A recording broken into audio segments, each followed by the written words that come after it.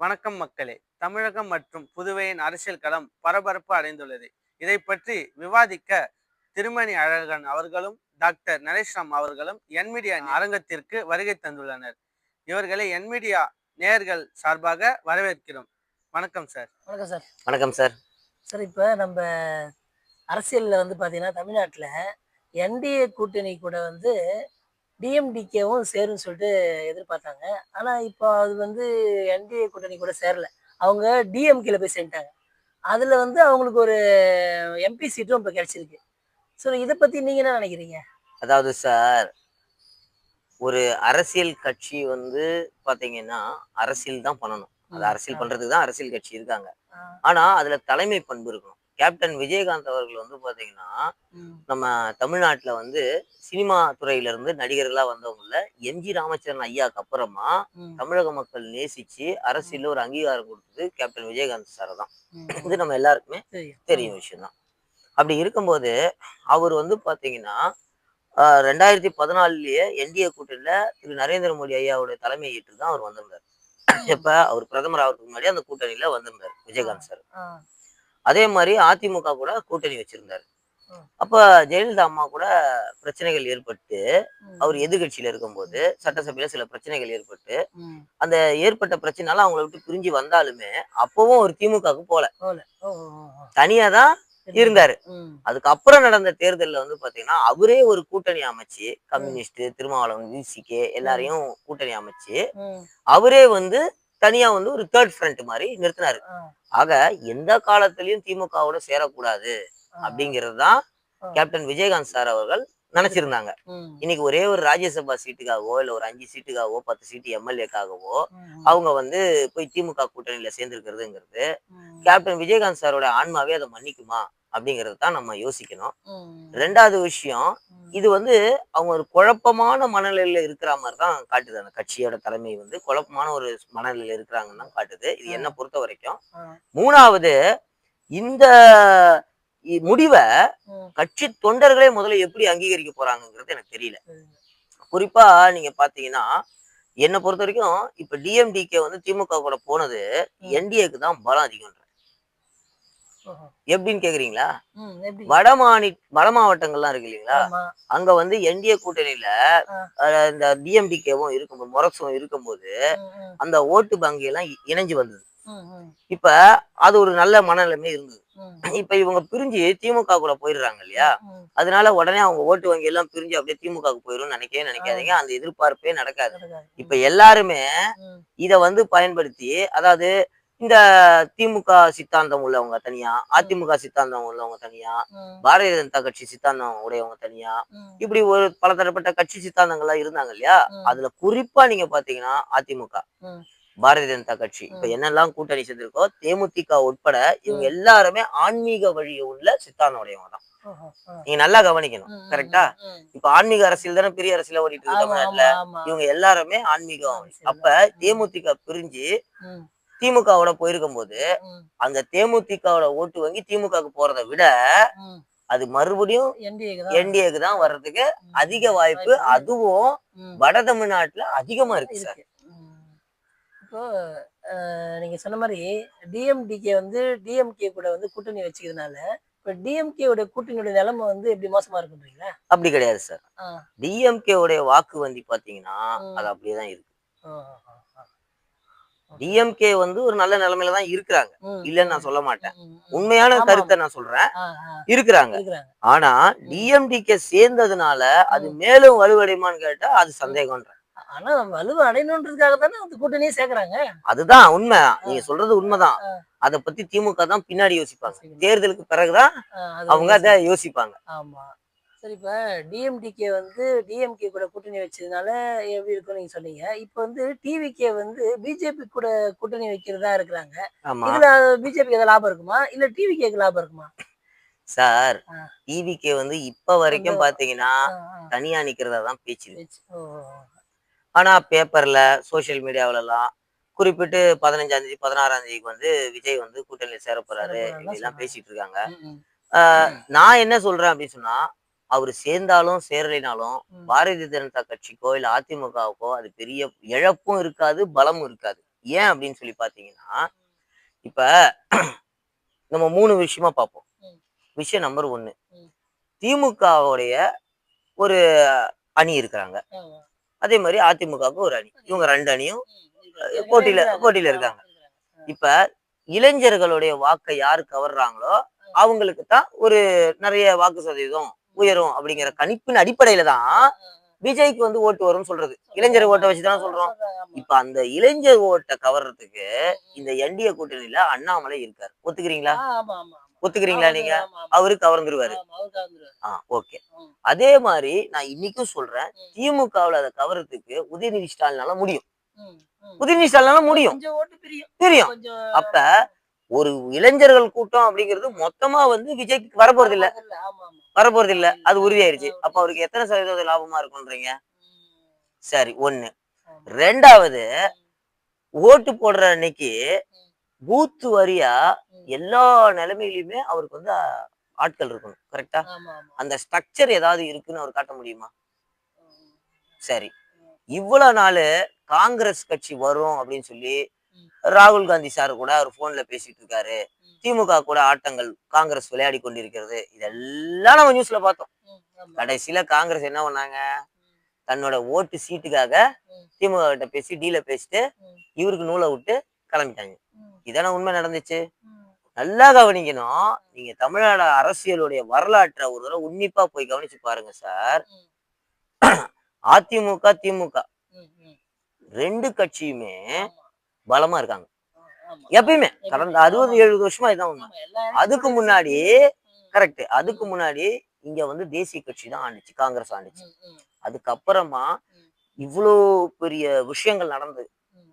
எவ்வளவு பெரிய விஷயங்கள் நடந்தாலுமே நம்ம ஏற்கனவே சொன்ன மாதிரி எம்ஜிஆர் சாருக்கு அப்புறம் கேப்டன் விஜயகாந்த் சார் வராரு.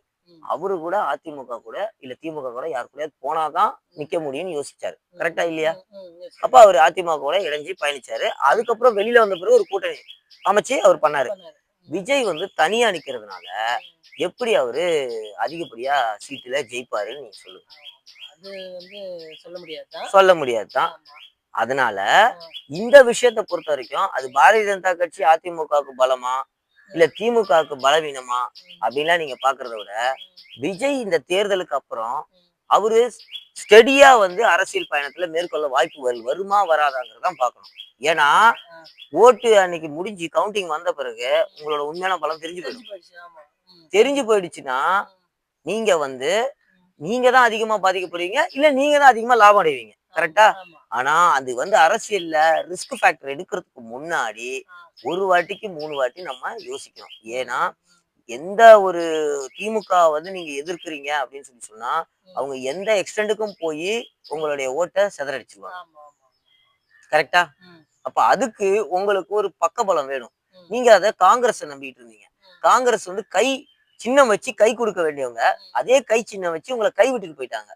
இப்ப நீங்க இலை கூடையும் தாமரை கூடையும் இணைஞ்சா மட்டும்தான் அவங்களுக்கு அது வாய்ப்பு கிடைக்கும். அதனால இந்த எதிர்பார்ப்பை பொறுத்த வரைக்கும் பாரதிய ஜனதா கட்சிக்கு இதுல வந்து பெருசா ஒன்றும் லாபம் நீங்க கேட்கற மாதிரி கிடையாது. ஏன்னா அவங்களே தெளிவா சொல்லிட்டாங்க சார், 2026 எடப்பாடி பழனிசாமி சார் தலைமையில தான் சொல்லிட்டாங்க. நேரடியா அவங்களுக்கு எதுவும் இல்லை. 29 பாராளுமன்ற தேர்தல் தானே பிஜேபிக்கு முக்கியமா இருக்கும் ஒரு தேசிய கட்சிங்கிற முறையில. அதே மாதிரிதான் காங்கிரஸ்க்கு இருக்கும் இல்லையா? அப்ப அவங்க இத பத்தி ரொம்ப வரி பண்ணிப்பாங்களா? பண்ண மாட்டாங்க. அப்ப இதுல வந்து என்டிஏக்கு லாபம் வரும், பாரதிய ஜனதா கட்சிக்கு லாபம் வரும் அப்படின்னு சொல்லணுமா, இல்ல விஜய்க்கு வந்து லாபம் வரணுமா, விஜய் பார்க்கணுமா? தமிழ்நாட்டுல வந்து பாத்தீங்கன்னா திமுக தான் ஆட்சிக்கு வரும்ன்ற மாதிரி எல்லா ஊடகங்களும் வந்து கருத்து கணிப்பு இருக்குது.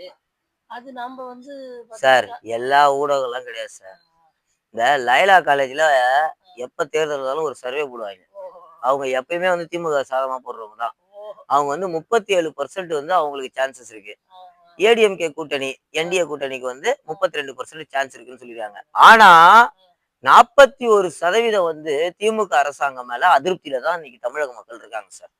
எப்படின்னு சொல்லட்டுமா? சட்டம் ஒழுங்கு சரியில்லை, லாக்அப் டெத்து, ரேப்பு கேஸ், இதெல்லாம் விட்டுருங்க. நீங்க மெட்ரோபாலிட்டன் சிட்டி சென்னை, மதுரை, கோயம்புத்தூர்ல எல்லாம் போய் பாருங்க சார், கொசு தொல்லை அதிகரிச்சிருக்கு. அதனால எவ்வளவு நோய் விட்டுருக்கோம். மெட்ரோபாலிட்டன் சிட்டில இன்னைக்கு வந்து மக்கள் தொகை அதிகமா இருக்கிறாங்க. கடந்த 5 வருஷத்துல சுகாதாரத்துறையோடைய நீங்க சர்வே எடுத்து பாருங்க. கொசு வந்து அதிகப்பட்டிருக்காங்க. சாதாரண விஷயமா இருக்கு. என்ன கொசு பிரச்சனை எல்லாம் பேசுறீங்க? அந்த கொசுவால எவ்வளவு வியாதிகள் வருது. இன்னைக்கு அந்த பிரச்சனை இருக்குது. கட்டுமானம் பில்டிங் கன்ஸ்ட்ரக்ஷன் எதுவுமே சரியா பண்ணல. அந்த பிரிட்ஜ் கிட்ஜெல்லாம் டிராபிக் நெரிசல். தொழில் வந்து பெருசா வந்து முதலீடு எல்லாம் கொண்டு வந்திருக்கோம் அப்படிலாம் சொன்னாங்க. இன்னைக்கு இளைஞர்களுக்கு வேலை வாய்ப்பே இல்லை. பாதி பேர் வீட்டுல செல்போனை தானே நோண்டிக்கிட்டு உட்காந்துருக்காங்க. பார்த்துட்டு தானே இருக்கீங்க.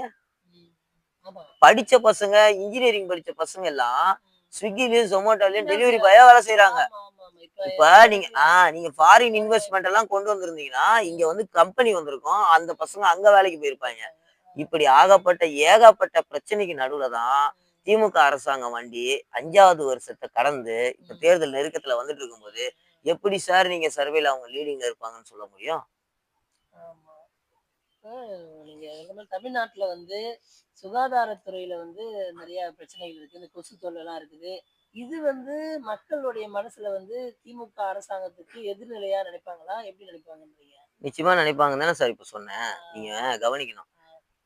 உண்ண உணவு, உடுத்த உடை, இருக்க இருப்பிடம், இது 3 தான் அத்தியாவசிய தேவை. இதை விட பெரிய தேவை என்னன்னா இருக்கிறத விட உயிரோட நல்ல சுகாதாரத்தோட வாழ்வாதாரத்தோட வாழணும். இன்னைக்கு கொசு தொல்லை பெருகி இருக்குது. கார்பரேஷன்ல நீங்க மேயர் எல்லாம் எலெக்ஷன் வச்சு தேர்ந்தெடுத்திருக்கிறீங்க. ஏதாவது அடிப்படையில சரி பண்ணாங்களா? எவ்வளவு பெரிய மாநிலம், எத்தனை மெட்ரோபாலிட்டன் சிட்டி இருக்குது. இன்னைக்கு அதை எதுவுமே நீங்க பண்ணல. மக்கள் கொரோனா டைம்ல கோவிட் டைம்ல இந்தியாவுடைய மத்திய அரசாங்கம் சொந்தமாவே வேக்சின் தயாரிச்சு மக்களுக்கு இலவசமா கொடுத்தாங்க. கரெக்டா? அப்ப அதையெல்லாம் மக்கள் எண்ணிதானே அடுத்த வாட்டி பாராளுமன்ற தேர்தலை ஓட்டு போட்டாங்க. அந்த மாதிரி நீங்க உண்மையாலே திமுக அரசாங்கம் மக்களுடைய சுகாதாரத்தை மேம்படுத்தும் வண்ணம் நடவடிக்கை எடுத்திருந்தீங்கன்னா அது உங்களுக்கு ஒரு நல்ல ஒரு ஓட்டு பேங்கை இன்க்ரீஸ் பண்ணி கொடுத்துருக்கோம். இப்ப வந்து அதிர்வலையை தானே அது திருப்பி விட்டுருக்குது. இப்போ தமிழ்நாடு ஆளுநர் அவர்கள் ரவி அவர்கள் வந்து பார்த்தீங்கன்னாக்கா டிஎம்கே வந்து கொஞ்சம் டஃப் கொடுத்துருந்தாரு. அவரை வந்து வெஸ்ட் பெங்காலுக்கு மாற்றிட்டாங்க. இப்போ அது வந்து பார்த்தீங்கன்னாக்கா என்டிஏ கூட்டணிக்கு வந்து ஒரு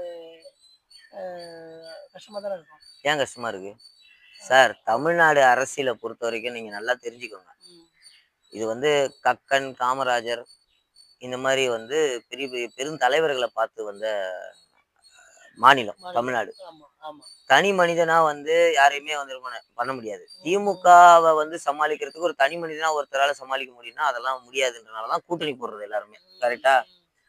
இப்ப இன்னைக்கு ஆர்.என். ரவி வந்து இங்க இருந்திருந்தாருன்னா நீங்க அவரை பத்தி நிறைய தமிழ்நாடு அரசியலுக்கும் அந்த சட்டசபை விஷயங்களை நீங்க எடுத்துக்கிட்டீங்கனாலும் புறக்கணிச்சதுல இருந்து கோர்ட்டோட தீர்ப்புல இருந்து ஏகப்பட்ட விஷயத்த நீங்க கோர்ட்டு மூலியமா நீங்க என்ன தீர்ப்பு எப்படி வந்தாலுமே மக்கள் மன்றம்ங்கிறது அது வேற மாதிரி யோசிக்கும். அது என்ன யோசிக்கும்? தமிழ்நாட்டு என்னப்பா ரவி அந்த ஆளுநரா இருக்கிறாரு தமிழ்நாட்டுல, அவர் வந்து மத்திய அரசாங்கத்துடைய இதுக்காக கேட்டு நடந்துட்டு இருக்காரு. அவர் வந்து நம்ம தமிழக முதலமைச்சரை வந்து மதிக்கிறது இல்ல, கோர்ட்டுக்கு வரைக்கும் போகுது, கோர்ட்டு சொல்லியும் அவர் கேட்க மாட்டேங்கிறாரு, இல்ல கோர்ட்ல அவரு ஏதோ ஒரு விஷயம் அரசியல் அந்த மனம் மக்களுடைய மனம் மக்களுடைய மன்றம்ங்கிற தீர்ப்பை வந்து சட்டத்திட்டத்தால வாங்க முடியாது. அது ஒரு உணர்வு சம்பந்தப்பட்ட ஒரு விஷயம் இல்லையா? அப்ப இந்த சூழ்நிலையில அப்படி இந்த தேர்தல தமிழ்நாட்டுல இருந்திருந்தாருன்னா அது எப்படி வந்து என்டிஏக்கு சாதகமா இருக்கும்? இப்ப அவர் இங்க இருந்து டிரான்ஸ்பர் ஆகி வெஸ்ட் பெங்காலுக்கு போயிருக்காரு. அந்த சூழ்நிலையில இப்ப திமுக காரங்களே இதை கையில எடுத்து பேசினாங்கன்னா கூட அவர் முன்னாடி பண்ணதெல்லாம் வச்சு பேசினாங்கன்னா ஒரே வாரத்துல உடைச்சிடலாம். எப்படி உடைச்சிடலாம் அப்படின்னா அதெல்லாம் முடிஞ்சு போன கதை. கரெக்டா? முடிஞ்சு போச்சு கதை. அதாவது கோழி பிழைக்கலினாலும் முட்டையாவது பிழைச்சிக்கணும். புரியுதுங்களா? அததான் அமித்ஷா யோசிக்கிறாரு. இப்ப புரியுதா உங்களுக்கு?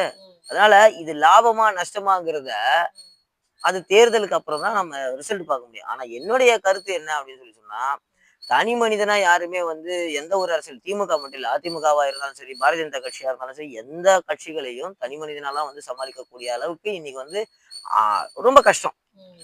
அப்ப இந்த சூழ்நிலைகளை எல்லாத்தையுமே கணக்கு போட்டு தான் வந்து அரசியல் நகர்வுங்கிறது எப்பயுமே எடுக்கணும். அதனால அது வந்து இவர் இங்க இருந்து வெஸ்ட் பெங்காலுக்கு போனது வந்து என்டிஏக்கு வந்து ரொம்ப இதுவா இருக்கும் அப்படின்னு சொல்லி சொன்னீங்கன்னா தமிழ்நாட்டுல இருக்கக்கூடிய பாரதிய ஜனதா கட்சி தலைவர்களையும் தமிழ்நாட்டுல இருக்கக்கூடிய அதிமுக தலைவர்களோட தலைமை பண்பையுமே நம்ம கேள்வி கேட்கிற மாதிரி தான் ஆயிடுது. கரெக்டா இல்லையா? அப்ப அவங்க எல்லாம் வந்து அரசியல் பண்ணி அவங்க பண்றது இல்லையா? இன்னொரு விஷயத்த பாத்தீங்கன்னா, கவர்னருங்கிறவர் வந்து ஒரு கான்ஸ்டிடியூஷன் போஸ்டோட ஹெட். அவருடைய வேலை என்ன? அரசியல் பண்றது இல்ல. அப்ப நீங்க இந்த மாதிரி பேச ஆரம்பிச்சீங்கன்னா வெளியில, அவங்க என்ன கணக்கு அவர் அப்ப நான் அரசியல் பண்றாருன்னு நம்மளே ஒத்துக்கிறோமா? அப்படிங்கிற மாதிரி தானே என்டிஏ காரங்களை பார்த்து கேள்வி கேட்பாங்க. சோ அதனால அந்த மாதிரி பேச்சுக்கள் எல்லாம் இந்த தேர்தல் நேரத்துல பேசாம இருக்கிறது வந்து என்டிஏ கூட்டணிக்கு தான் நல்லது. இது பரவலா நீங்க வந்து பாத்தீங்க அப்படின்னு சொல்லிட்டீங்கன்னா, இதனால பெரிய பாதகம் எதுவும் இல்ல. இன்ஃபேக்ட் சாதகமா தான் இருக்கும்னு நான் நினைக்கிறேன். பாண்டிச்சேரியில வந்து அரசியல் எப்படி சார் இருக்குது? பாண்டிச்சேரி அரசியலை பொறுத்த வரைக்கும் பாத்தீங்கன்னா சார், என்டிஏ ஒரு கூட்டணி தனியா இருக்காங்க. அதே மாதிரி காங்கிரஸ், திமுக இவங்க தனியா இருக்காங்க. இதுல இப்ப ஆள்றது வந்து பாத்தீங்கன்னா என்டிஏ கூட்டணி. இந்த என்டிஏ கூட்டணியில வந்து பாத்தீங்கன்னா 16 சீட்டு என்ஆர் காங்கிரஸும் 14 சீட்டு பாரதிய ஜனதா கட்சியும் போட்டியில வந்து கான்டெஸ்ட் பண்ண போறதா வந்து அவங்களுக்குள்ள முடிவு எடுத்திருக்காங்க.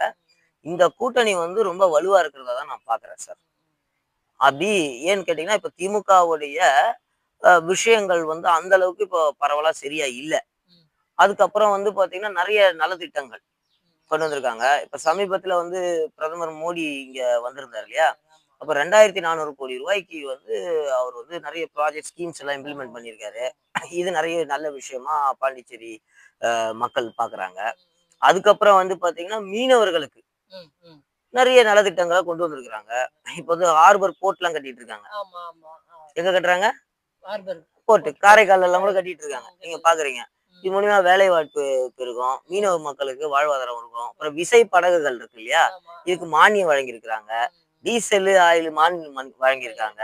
ஸோ இந்த மாதிரி வந்து விஷயங்கள் நிறைய வந்து முன்னெடுத்து பண்ணியிருக்கிறதுனால இந்த கூட்டணி வந்து அமோகமா வந்து வெற்றி அடைகிறதுக்கான வாய்ப்புகள் தான் வந்து இருக்கிற மாதிரி கருத்து கணிப்புகள்லாம் தெரிவிக்குது சார். மீனவர்களுக்கு வந்து நலத்திட்டங்கள்லாம் நிறைய செய்யறாங்க சொன்னீங்க. அது வந்து என்னென்ன சார் அதான் சொன்னேனே, விசைப்படகுகள் கொடுக்கறதுல இருந்து மானியம் கொடுக்கறது இப்ப 123 கோடி ரூபாய் வரைக்கும் மானியம் வந்து மீனவர்களுக்கு அறிவிச்சிருக்காங்க சார். அந்த மாதிரி நிறைய நலத்திட்டங்கள் செஞ்சுட்டு இருக்காங்க. காவல்துறைக்கு ஏதாவது பண்ணிருக்காங்களா? காவல்துறைக்குன்னா எஸ்ஐ ரெக்ரூட்மெண்ட் இப்ப இப்ப எடுத்தாங்க, ஆள் எடுத்திருக்காங்க. அதுல வந்து பாத்தீங்கன்னா எந்த ஸ்கேமும் இல்ல. நல்ல ஜென்யூன் அதான் மெரிட்டா எடுத்திருக்காங்க. எல்லாருக்கும் மெரிட்டா எடுத்திருக்காங்க. இந்த மாதிரி விஷயங்கள்லாம் பண்ணிருக்காங்க. இதை தாண்டி பாத்தீங்கன்னா சட்டம் ஒழுங்கு, குறிப்பா நீங்க வந்து பாத்தீங்கன்னா ஒரு பாரத பிரதமர் அவர்கள் புதுவை போல ஒரு யூனியன் பிரதேசம், ஒரு சின்ன பகுதி இங்க வராங்க. அப்ப போலீஸ்க்கு வந்து பொதுவாகவே sir prime minister of India, president of India மாதிரி பெருந்தலைவர்கள், தேசிய தலைவர்கள் எல்லாம் வரும்போது பாத்தீங்கன்னா அதிகப்படியான வேலைகள் இருக்கும். அதர் ஸ்டேட்ல இருந்து ஸ்ட்ரென்த் எடுக்கல. பாண்டிச்சேரி போலீஸ் வந்து தமிழ்நாடு போலீஸை கம்பேர் பண்ணும்போது ஸ்ட்ரென்த் கம்மி தான்.